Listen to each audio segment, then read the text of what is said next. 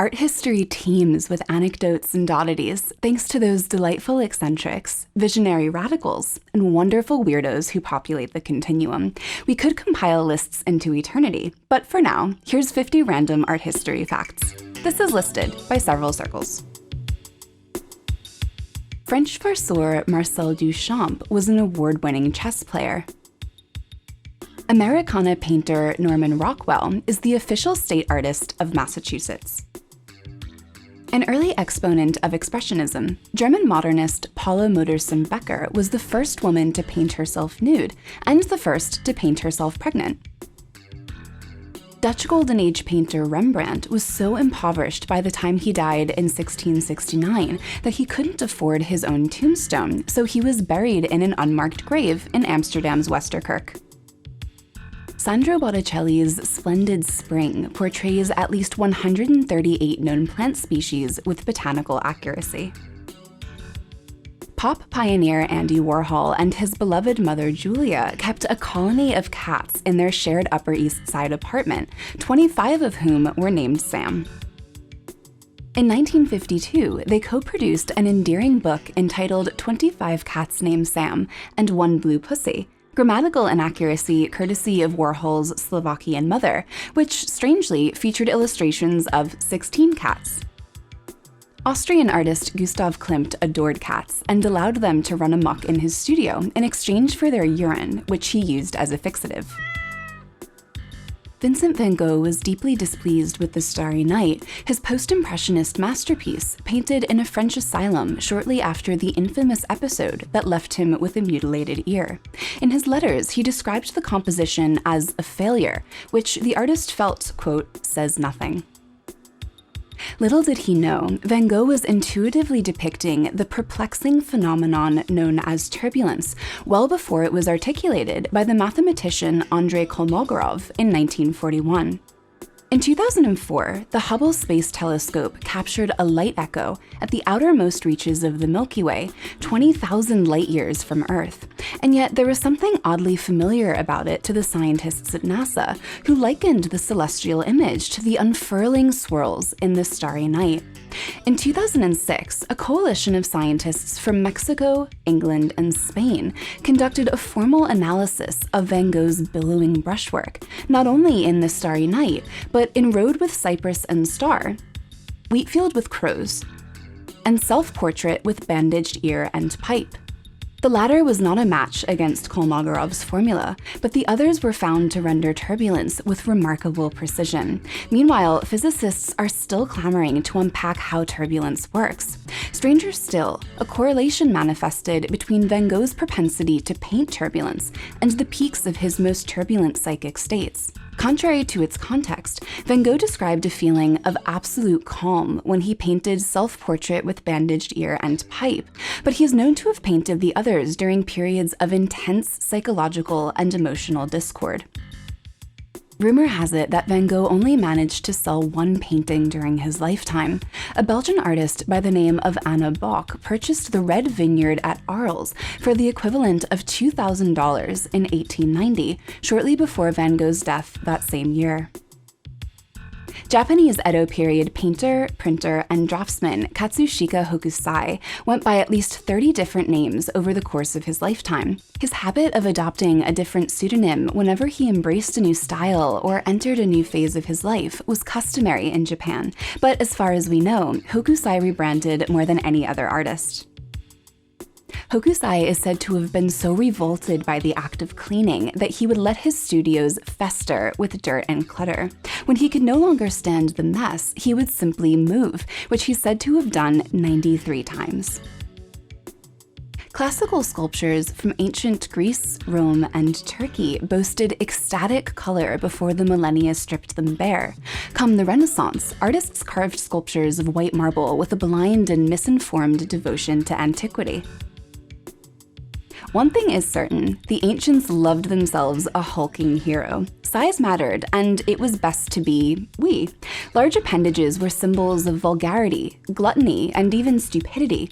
In the days of yore, the most desirable men were well endowed with qualities of intelligence and valor. Michelangelo's statue of the triumphant biblical David has an abnormally large head and right hand because he was originally carved to adorn the eastern roofline of the Duomo. His proportions would have appeared accurate from a great height, but it was ultimately decided that David should be seen up close in his sublime glory. In 1946, Salvador Dali drafted an animated short for Disney. It was subsequently abandoned until 1999, a decade after his death. Dali had collaborated with a Disney animator by the name of John Hench, who at age 90 came back to complete the film that he had started with the Spanish surrealist more than 50 years before. Less than 7 minutes long, Destino was finally released in 2003. The eccentric Dali was a man of many phobias, including female genitalia, castration, and grasshoppers. Dali was born 9 months after the death of his brother, who was also named Salvador. As a child, his parents would tell him that he was his brother reincarnate, a hunch that he maintained into adulthood. The 19th century English poet, painter, and co-founder of the Pre-Raphaelite Brotherhood, Dante Gabriel Rossetti, believed that he was the reincarnation of the English poet and artist William Blake, who died 9 months to the day before Rossetti was born. Rossetti was married to Elizabeth Siddal, an artist and muse immortalized as Ophelia in John Everett Millet's celebrated painting. Like the ill-fated Ophelia, Siddal tragically took her own life at the age of 32. The Ghent Altarpiece is the world's most stolen artwork. This monumental polyptych, created by the Northern Renaissance painter Jan van Eyck and his brother Hubert, has been burned, dismembered, and absconded with throughout the centuries as the object of 13 known illegal acts, 6 of which resulted in successful thefts, including notorious loots by Napoleon's army, then Hitler's. In 1934, a panel entitled The Just Judges disappeared and remains at large. In 1924, an American literary scholar by the name of Paul Jordan Smith founded a hoax art movement to expose the absurdity of modernism and the gullibility of the critics who lauded it. Disgusted by what was passing for art in the 20th century, he decided to pull a prank on the establishment. He transformed himself into an avant-garde Russian painter called Pavel Jordanovich and established disembrasionism, which successfully fooled culture vultures for the next 3 years. His crude paintings with ridiculous titles received critical fanfare far and wide, and he even exhibited with the Society of Independent Artists in 1925. In 1927, confident that his point had been made and sick of his own hijinks, he came clean by way of an op-ed in the Los Angeles Times. The Russian painter and art theorist Vasily Kandinsky had synesthesia, a neurological condition that jumbles the senses. He could essentially hear color, which illuminates the symphonic nature of his compositions. In 1911, Kandinsky rather preemptively planted his flag in abstraction. Referencing a watercolor that he painted in 1910, he exclaimed, "Indeed, it's the world's first ever abstract picture," because back then, not one single painter was painting in an abstract style. It was posthumously discovered that Hilma af Klint had been producing abstract and semi-abstract compositions since 1906, but the Swedish artist wasn't quite as declarative about her practice. Before she died in 1944, af Klint requested that her work remain concealed from the public eye for the next 20 years, as she sensed that the world wasn't quite ready for her avant-garde vocabulary. Af Klint's was a lexicon of symbols made manifest in her mind by high masters of the spiritual realm.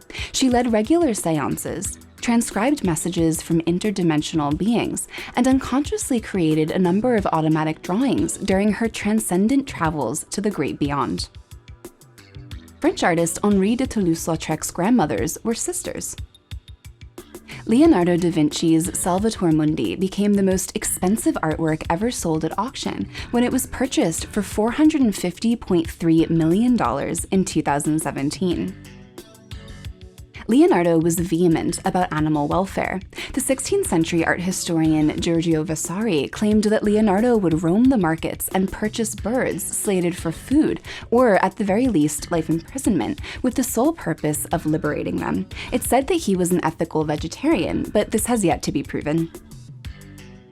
The Louvre houses a dedicated mailbox for all the letters penned to the Mona Lisa.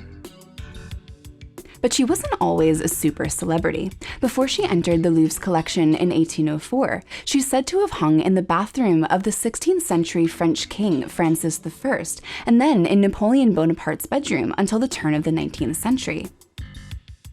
It really wasn't until her high-profile theft from the Louvre in 1911 that the Mona Lisa garnered unparalleled fascination from the public.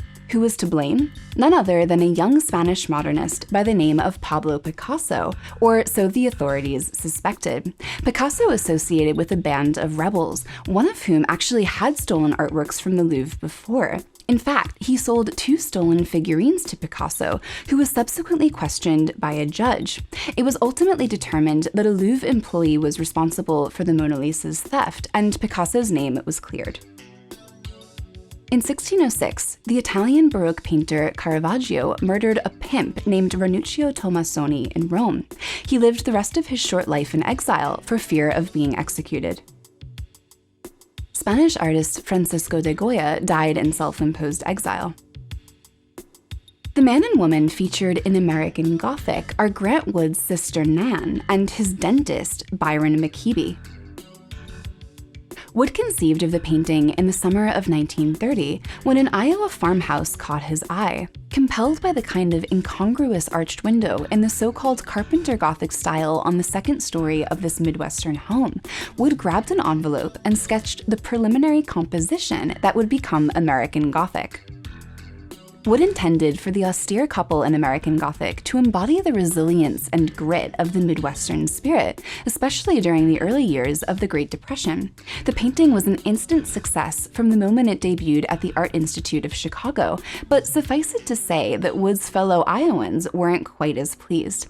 Much to his dismay, Wood found himself awash in a torrent of threats and critiques. One local woman even threatened to bite his ear off. Pittsburgh-born painter Henry Ossawa Tanner was the first Black American artist to receive due recognition outside of the United States. He participated in 2 of the esteemed Paris salons, with his work critically acclaimed both times. In 1923, he was granted an honorary knighthood from the French Legion of Honor. At age 14, Walter Chrysler Jr. of the Gilded Age Chrysler family discerningly purchased a painting of a nude woman by the French Impressionist Pierre-Auguste Renoir.